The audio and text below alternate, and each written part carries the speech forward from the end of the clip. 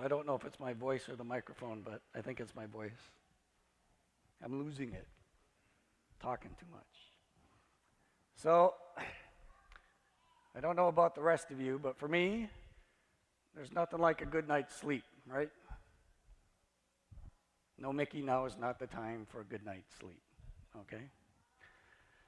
So I can remember when my daughters were really young, being in the middle of a good night's sleep, even in the middle of a really good dream, and then somehow feeling like somebody was looking at me. Now, it didn't wake me up. I still kept sleeping, I still kept dreaming, but I just had that creepy feeling. Eventually, it would get so bad that I would wake up, and I'd open my eyes and roll over and just about be face to face with one of them looking at me. In the middle of the night, talk about being startled and terrified. In the gospel last week, when Jesus appeared to the disciples, they rejoiced. This week, though, when he showed up, they were startled and terrified. Probably felt a lot like I did waking up to somebody staring me in the face.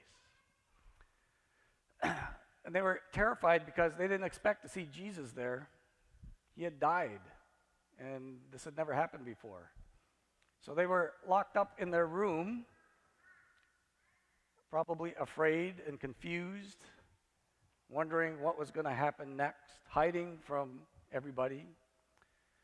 And they were stuck there. And they were stuck there until Jesus showed up. And when he showed up, he shook them up, right? They were terrified. But then he shared with them his peace. And he calmed them down. And he ate with them. And he helped them to understand everything that was going on. And then he even gave them something to do after, to be witnesses. So they knew they weren't going to be stuck there forever. They had something to do after. So Jesus showed up and he freed them. Now, sometime in our lives, I think that we can feel like we're stuck. And, we might not be struggling or suffering with something too significant, but we're not happy and joyful either. Sometimes we're right in the middle, where life is just okay. And it might not be bad to live where life is just okay for a while, but Jesus didn't come so our lives could just be okay. He came so that our lives could be full. And I think when we live in just okay for too long, we know it. We start to feel things like boredom. Life is humdrum. I'm just existing, just going through the motions. I feel stuck. And that's when questions like, is there more to life than this, come to mind. And we experience desires for something new, desires for change. And we may even know the change that we want to make in our life. Maybe it's a new job. Maybe it's to grow closer to family and friends that we've kind of drifted away from. Maybe it's to grow spiritually and become a better, closer disciple of Jesus. Maybe there's a sin we deal with over and over and over again that we just can't shake, and if we could just change, we'd be all the better. And it can seem that no matter how hard we try to change, we just can't get there. Or if we do, it doesn't last. And that's because for every desire, thanks, Dan. I'm just getting tired to listen to me.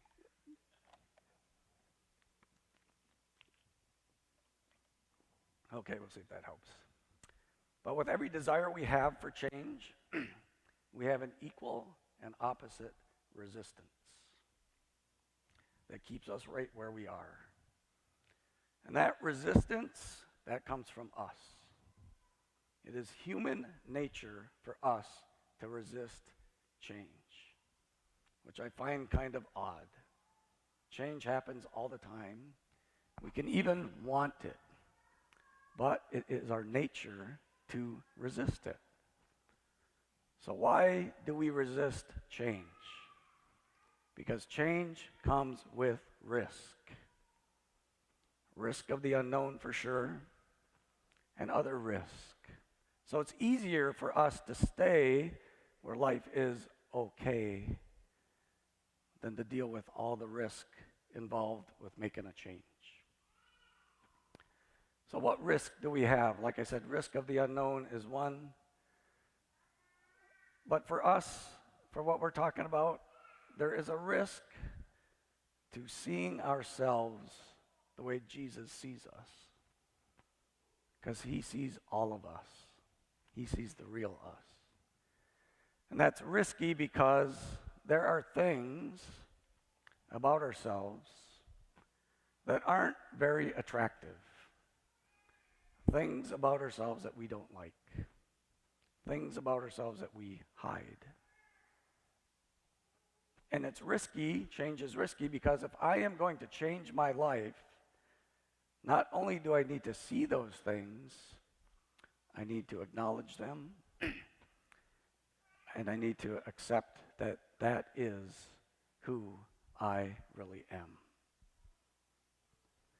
And it's risky, even more risky, because when I accept me for who I am, all those masks I wear, anything I hide behind to convince others that I've got it all together, all that goes away too. And other people see who I really am. And that's risky because they might not like who I really am. So it's easier to just stay okay. But if we stay there long enough, we are just like the disciples stuck in that upper room.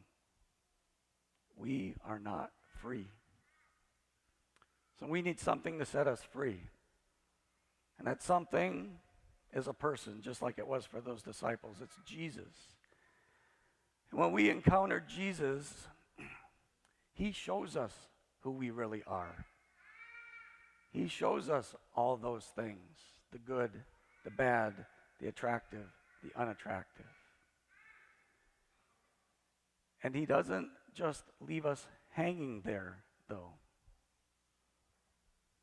He shares his peace with us, just like he did in the room, by assuring us that even with all that we know about ourselves, that he is still completely and madly in love with us. Just because you are, he loves you. And when we know that love that he has for the real us, that helps us accept who we really are. And we don't have to hide anymore. That love is what frees us, just like he freed the disciples in that room. That love is what overcomes all resistance and changes us. You know, when we started Mass, there was a question on the screen: can he really enter my heart and change me? And the answer is yes. The power of the love of Jesus can overcome any resistance we have to changing and living a fuller life with him. The key for us is we need to encounter him in our midst, just like the disciples encountered him. We need to go where he is and let him show us how he sees us. And he sees us as precious and special and loved.